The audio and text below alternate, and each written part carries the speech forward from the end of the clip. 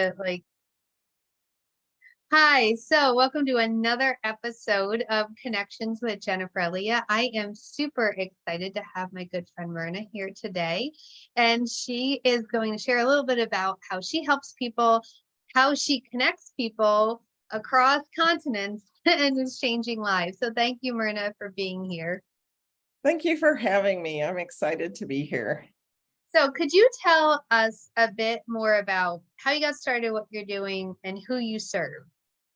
Yes, well, I worked for 20 years in public health service, and I retired because it was really stressful. And, I was having migraines and things. And sure enough, retiring early cured my migraines. So that was awesome. But I needed a reason to get up in the morning. We all need a passion and a reason. And I'm just someone who loves helping people and sewing. I had tried a quilting business for a while and I loved it, but I just worried too much about meeting people's expectations. And so I got involved in direct sales and network marketing. And I did that for a little over 10 years. And I found I really just preferred coaching and helping people with their business. And I had done some volunteer work in a foreign country and was able to make a huge difference in some women's businesses. And so that was really my passion, was serving people by helping them grow their business and giving them the skills and the tools they needed. Excellent. So, and why don't you tell the audience where you're calling in from? Because you just made a huge move. We did just make a huge move. We are in Nicaragua, and it is an amazing place. It's taken a little bit of a mindset shift here and there. So actually some big ones. Yes. So, that is great. So this show is all about connections, and I'd like you to tell me, what does connections mean to you in relation to your business and how you operate it? Connections are, I think they're the lifeblood of our businesses, especially with what I do, because I can't do what I do without connecting with new people, with having good connections with the people I've known for a while, and building those and serving the people that I'm connected with. Does that kind of answer it? Yes. So how have you used that? First of all, because you have a ministry and a business, how have you used that connecting really to build both of them? Well, in my ministry, what was challenging was I, for years, worked with an organization. And when I proposed to serve the women with their businesses, the organization said that doesn't fit our mission and vision. And their mission and vision is to serve impoverished kids and their families. And I had to regroup. And it was just awesome because it forced me to step into who I am called to be. And after 3 years of encouragement from two of my Nicaraguan connections, I stepped out on my own with their help. And with the connections with that, I was able to host a seminar locally. And the first thing that happened was I invited 15 women to this first small business seminar. And I had to cut it off at 40 because 40 women showed up after just inviting 15. And I was feeding them for a week. So I thought, I should probably cut it off. And so that was all about connections because many of them knew me from being in the community and serving the community. So that's it with my ministry. And there's more there too. I started in one community, and then I grew to another community, and that was all about the connections I had made when I was working with this original organization. And by the way, it turns out that this impacts what I'm doing, impacts kids in impoverished communities and their families, because when the moms are able to grow their business, it takes care of those kids. And I think that's just pretty huge. So in my business, which I coach other people with their direct sales business, is connections are everything. Sunday night, this is a great example. Sunday night, I got a message just out of the blue from a friend I had been in a company with, and she connected me with another lady who needed my help. And this lady was getting ready to invest a huge amount of money in something else. And my friend said, oh, stop, don't even do that. You need to talk to Myrna. Myrna can help you with all of those things. And I was just blown away, just out of the blue. And so the connection is what, it's everything. Yes, yes. And I like how you brought up that they said, no, this is what our mission is. You can't do that.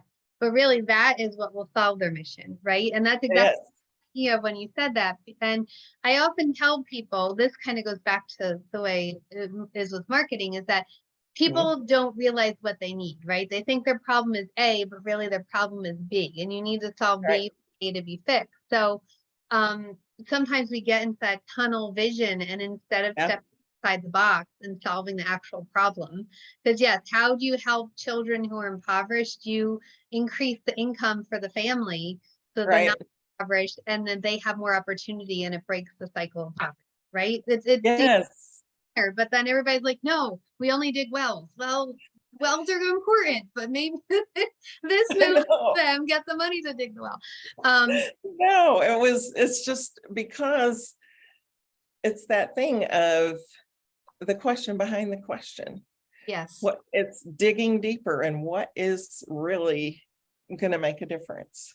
Yes. And I don't have a ministry, but I have worked on a volunteer basis a lot. For a while, I was like a semi-professional volunteer. And are those times that it's like, well, but that's not what we want. It's like, but isn't this what we say our mission is? Yes. Well, why aren't we doing this? No, well, that's just, we can't do that.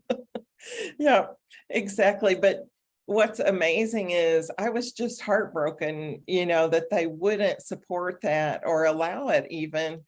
But in the end, it has given me so much more freedom to serve these ladies. I've done things with them that organization probably wouldn't have done. I took them to the beach, Jennifer, and I took them to other things, to parts of the country they had never been, didn't even know these things existed.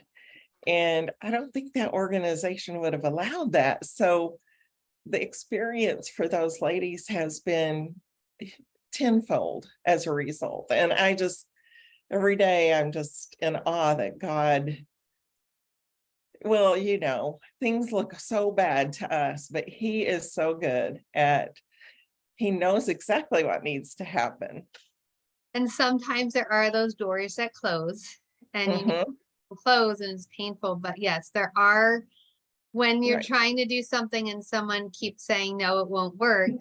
Instead of just saying it won't work, sometimes you need to just be like, well, I'm going to do it myself. And I actually had a conversation with some friends about that recently, related to something apart from business, but we're all kind of like, we can't get this to happen. Then we're like, you know what, why don't we just all get together and make it happen for ourselves? Instead of exactly.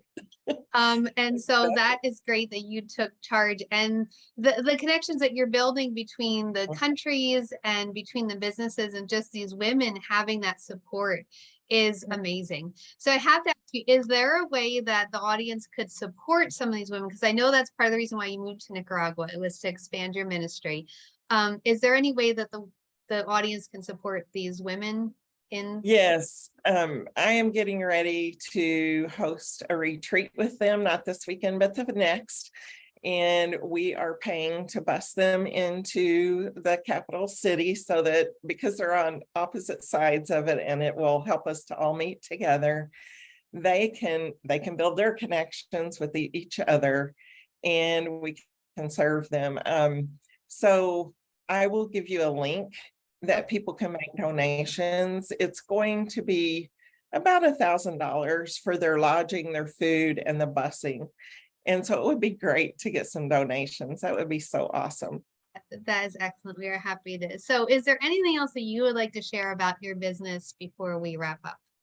Yes, I also, I don't just serve direct sales people, I serve small businesses too. And I just love doing that. If someone is struggling with their small business and just wants to have a short call with me and talk to me about it, I will give you my Calendly link, and that can be included, and they can set up a call with me and we can have a conversation and see where that goes. It'll be a connection. Definitely. And so what's the best place to connect with you though, online? For me on Facebook, and it's Myrna Buckles on Facebook. Okay, and I will be sure to have that link as well in Okay. the description so people can click on it and follow you. She has some amazing stories about everything that's going on in Nicaragua. The more that she shares, the more I want to go down and visit her very so you should probably be getting a passport. yes, I do. Maybe that'll be my Christmas present to myself. Anyway, thanks so much for being here, and thank God for things like Zoom, because we used to be somewhat neighbors in the same state, and now we're 2 different continents, and we can still get together and chat. Exactly. It's awesome. It is. And I will see you again next Friday with another great story about connections from a business leader.